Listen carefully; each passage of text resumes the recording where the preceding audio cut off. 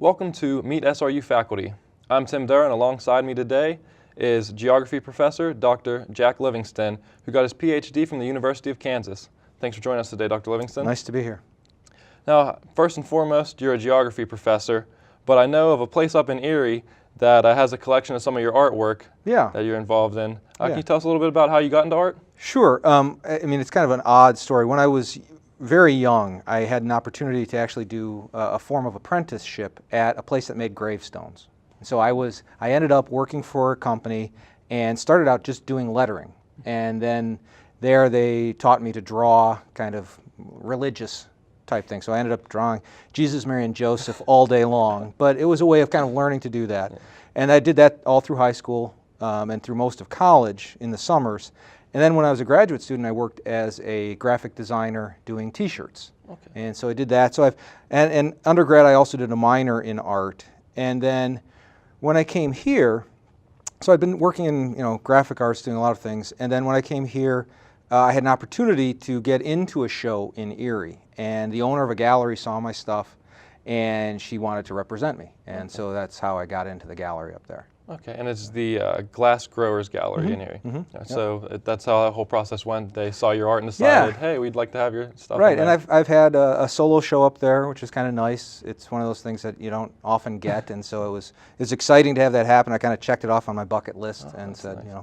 This is an exciting part, and I'm there. So, what do you mainly focus on your art? Well, I do a lot of different things. A lot of what's very saleable, and and part of the art world is both being honest to yourself, but also you do want to sell what you do. And so up in Erie, a lot of things landscapes sell a lot, and so I work up on Presque Isle, paint out of doors there. And so those work very well. It's kind of one of my areas that I focus on. Some more landscape, nature scenes. Yeah, landscapes, nature scenes. Also some of the still lifes in more of a traditional setting. Some figurative work, meaning people involved in it. But those are usually for clients. They'll say, I want a painting of this. Is that something that happens a lot? Do people contact you about doing personal paintings for them? Every once in a while. It happens, for example, a physician up in Erie bought one of my landscapes and asked if I could work he and his daughters into another painting. And so it was something that I had kind of, I had my own freedom to do it. It wasn't just a portrait, but it was something that had the three of them as elements in it. And that's kind of fun. Well, that's interesting. With one side of you being involved in science and one side in the art, you ever find inspiration from one and the other? Oh, absolutely. I think, one of the things that I like at Slippery Rock is that both of these are present. And, especially as a geographer, part of me is very quantitative. I do mathematical modeling in terms of landscape metrics, things in that area. But the other side of it is cartography. And so, designing beautiful maps and doing numeric modeling, they work back and forth. And I think in the sciences especially, I don't think people appreciate how much creativity is in the sciences. There are leaps of creative problem solving. It's not just plodding along. And so I think the more that you can work on your creative side, the better off your science will be. And if you work your science carefully, that kind of the rigor of it improves the art side. So they work well together. So no pun intended, but you're a bit of a jack of all trades. Yes, and in fact, the other term that I've often been called is a fence straddler. I kind of, fall on both sides of the fence. You have to be a little careful with that. Walk in the line a little bit. All right, moving away from some of your art involvement, I know you do research in a couple broader areas. First, let's touch on your work with island ecosystems. Okay, yeah, and when I was at Kansas, I did a Fulbright, and largely the question there in my research is both human impacts on island ecosystems and then also the mechanisms of colonization or dispersal to islands. So, if you think about an island, like one of the ones that I'm working on currently is San Salvador in the Bahamas, it's as far out in the Atlantic as you can get from the mainland of North America. It's the easternmost of the Bahamian chain, and yet it has an incredibly diverse flora. Now the question is, how does everything get there? And so that's one of the questions that I work on is how do species colonize islands? What are the strategies of getting there? And so that's one piece that I work with islands. And that's fun. I mean, how lucky is it that I can go and study islands? I get to always go, in the warm weather. I get to hang out on islands all the time, and I get paid to do that. It's not a bad thing. I know some of your colleagues, they work in some colder areas like Antarctica. You're the lucky one who's hanging out in the summer spots. That's always the funny kind of the joke, is that Dr. Zieg is a great petrologist, igneous petrologist, but he does work in Canada and in the Antarctic. And I sometimes think, if you're going to do research, you should at least be able to go somewhere that you enjoy, the climate of it. So it's kind of fun. Go to a vacation spot instead of freezing. Absolutely. All right, let's talk about your other area of research with the GIS, Geographic Information Systems. First, can you give a bit of a layman's definition of what that involves? Yeah, I think, and all of us have seen them. When you go on MapQuest or Google Maps or any one of those are a form of GIS. That's a web-based. Geographic Information System is simply a computer system and the users that all information becomes location-based.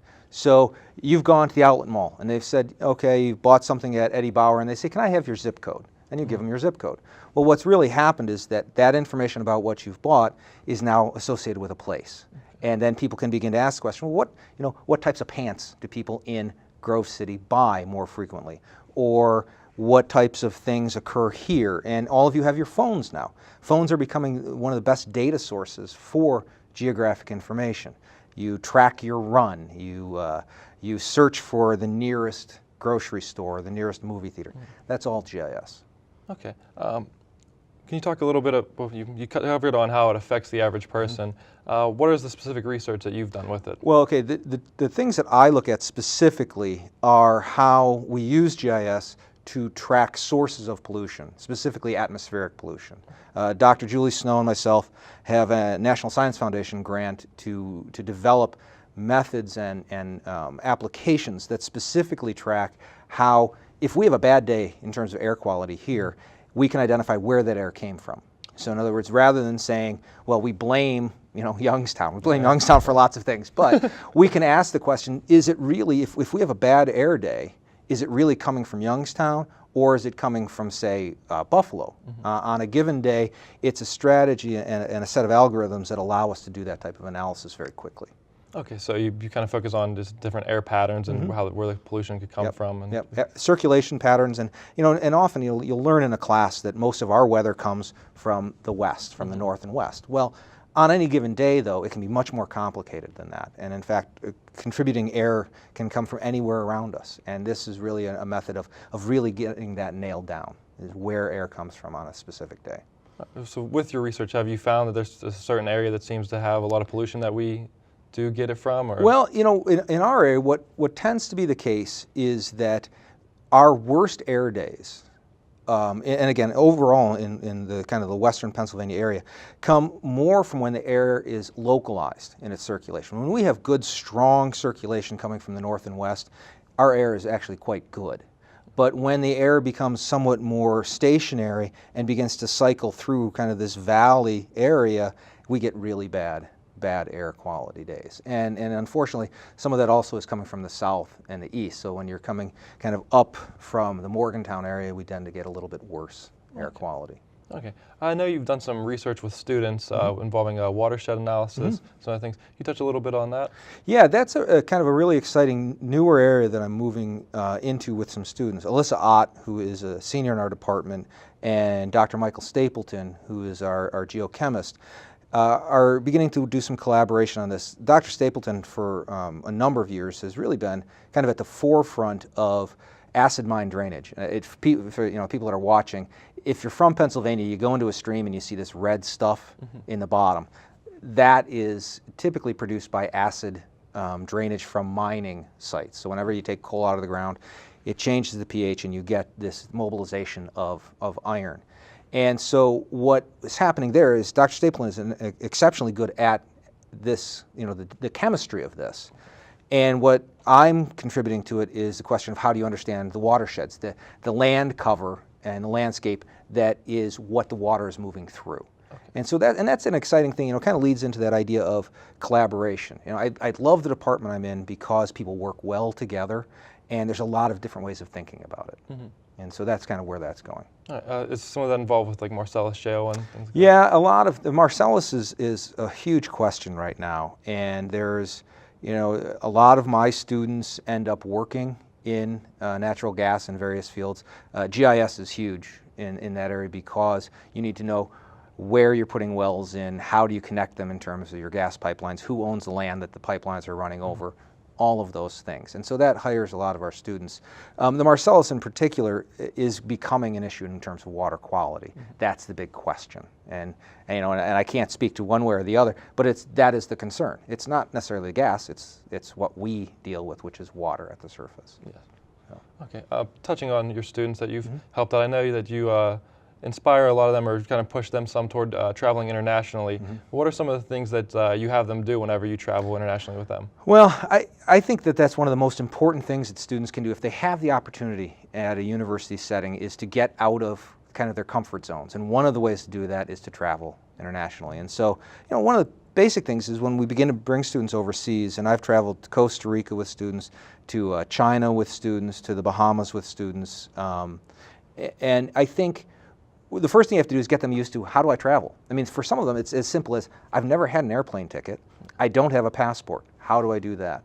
And then when you get them into the country, I think one of the most important things for them to recognize is what's the same, what's the difference? And so I'll make them, they have to get a newspaper. They have to go in a grocery store.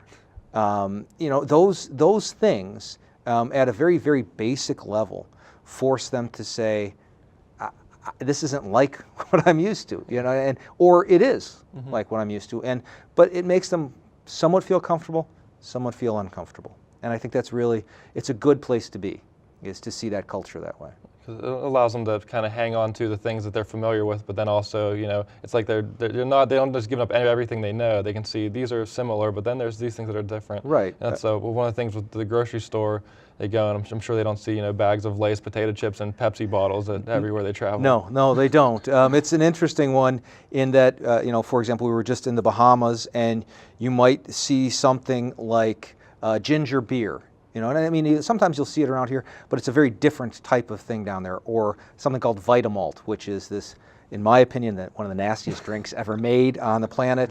But it's a very common drink in the Bahamas. Or when you go to China, green pea ice cream. Now, I mean, I can't eat it. I can't. But it literally is made out of ground up green peas, and it tastes like ground up green peas. Or red bean ice cream, or corn ice cream. Wow. And so, and then that one, the students were great because they said, well, okay, we get ice cream on a stick. Okay, that we're comfortable with. But none of these are the flavors that we're used to. And so that gives them a point of departure. They can begin to work with that. Yeah. So that's what's kind of fun about it. I don't know if I would be willing to go for the green pea ice cream, but it was tough. It's tough to get down sometimes. It'd be interesting to try, maybe once. Yeah. I know that speaking of some of the things that you've been involved with the GISs, that you're going to do a possible workshop at a conference in San Salvador. Yeah, it looks like this summer. What again becomes kind of exciting is when some of these things come together in terms of communities of scholars. And so San Salvador has been a research station for almost 50 years now. It was formerly a U.S. Navy listening post. But literally hundreds and hundreds of scholars have done work there and brought students there. And what they don't have is a good database from a GIS standpoint to put all of this information into. It's a wonderful way of bringing together archaeological, anthropologic, biologic, geographic, geologic data. And so I'm doing a workshop there on developing a kind of a centralized geodatabase, geologic and geographic, for San Salvador. And so that's what I'll be working there this summer, presenting that to the scholars there. Okay. I know you like spending time on your island, so one thing that you told me about before was a class that you were involved with on the colonization of rum. Yeah, there's lifelong learning is one thing that Slippery Rock has going for it. And several years back, I was asked, because somebody had seen me do a lecture on this in my World Regional course. When we talk about world cultures, one of the things that most cultures have is some aspect of alcohol in their culture. And as kind of a scholar of the Caribbean, one of the areas that I've focused on is rum. And rum is a wonderful kind of cultural thing because different islands have different styles of rum. It's part of the history because it was from the colonial period when you had slavery and when you had sugar production. That was a byproduct, and it was a cheap, very compact byproduct that you could move around. And the students, they find it fun. Yeah. You know, I mean, it's something that the students can see as, oh, this is, you know, we're talking about alcohol, that's great. But I kind of sneak into it, you know, issues of colonization, of economics, of, you know, technologies of production. And they go, wow, I actually learned something, and all I talked about was rum. Yeah. So it's kind of fun. They're taking notes on where's the best place. Absolutely. Where's the best rum at?